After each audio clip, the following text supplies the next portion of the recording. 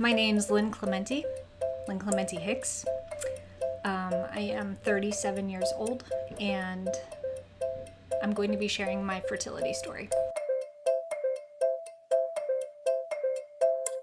Fertility isn't something that people talk about a lot, unless you happen to have a great friend that, has gone through it. It's even really hard to talk to a best friend if they haven't gone through it.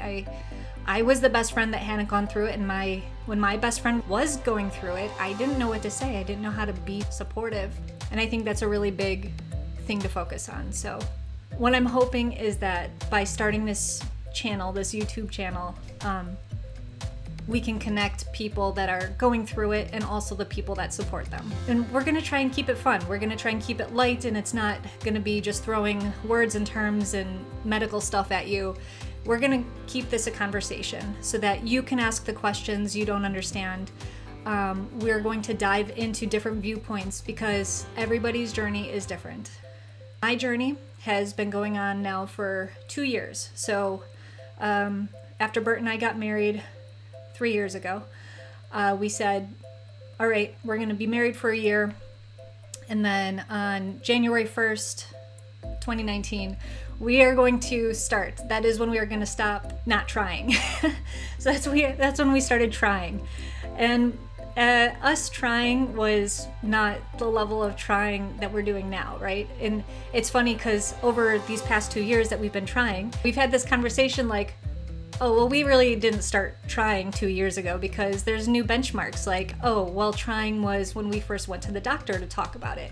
Or trying was when we really changed our diet. Or trying was, when we were really tracking our cycle, like that was trying. But honestly, as soon as you decide, hey, we want to start making a baby, that is when you are trying. A little over a year ago, I went to my regular gynecologist and said, hey, we're thinking about having a baby. She sent me off to get some blood work and to get a hysteroscopy. Basically, they look at your uterus and then they look at your fallopian tubes to see if they're clear. And a lot of times if you're having trouble getting pregnant, after they do that test, they say it kind of helps. Sometimes that's the magic trick. It clears out the fallopian tubes for some women, and then they're able to get, everything to connect naturally. Unfortunately, that didn't work for us. Last year when I had these tests, my blood work came back pretty good. But what they did find with the hysteroscopy is that I had a few polyps inside my uterus. And it happens, it's normal, but it can be something that prevents you from getting pregnant. So I was, like, oh, okay, well, now this is great. At least we figured out what the reason that we're not getting pregnant is. It's because I have polyps. And it was like 3 polyps, 3 small ones. So I had them removed in May or June last year.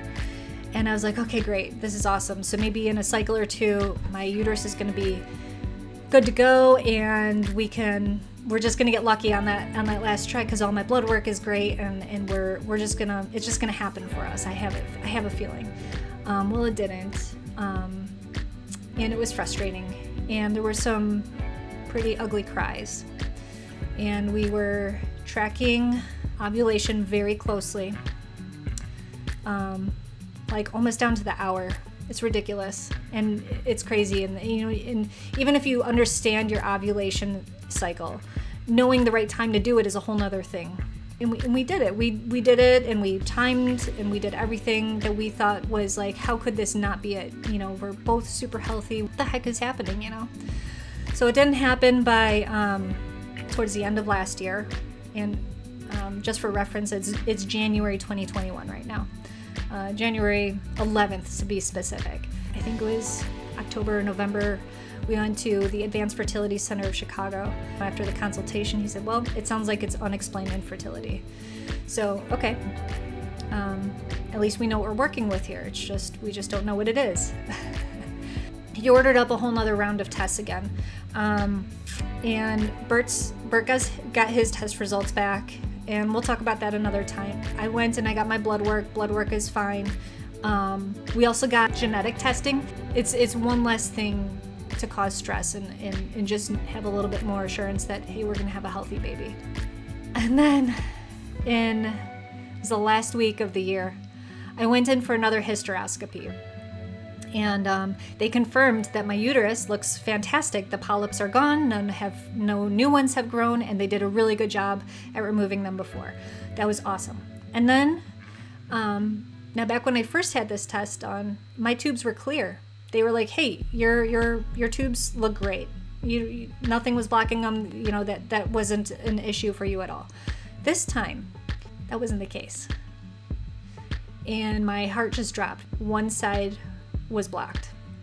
And this was very unexpected. I was, just thinking I'd be leaving that appointment with clear mind that everything's okay. And what I learned is that it's not necessarily blocked, but it could have been a spasm. And I guess this is common. But now I have this kind of like thing hanging over me, like, is everything actually okay down there, or is something actually blocked? So that'll be part of the journey that's coming up very soon. Our plan right now is that we are going to try IUI on our next cycle, and that is coming up very soon.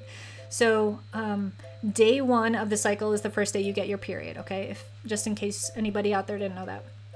So on day 1, I'm going to be calling the office, which I'm expecting to be next Friday or Saturday. And then within a few days, I go into the office and they're going to give me a baseline test.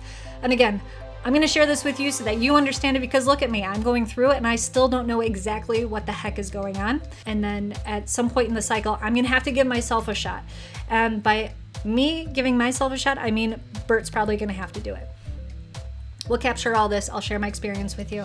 And then when we do IUI day, IUI transfer day, I'm hoping to bring you guys along, to be honest. Definitely not live, but I hope to at least record it and put it together in a way that I can present it so that you guys understand what the process is. I've already told the doctor that I'm planning on doing this, and he was so encouraging. The other day when I announced that I was going to be putting this journey out there, the outpouring of support was amazing. I had people texting me, private messaging me, commenting on the video.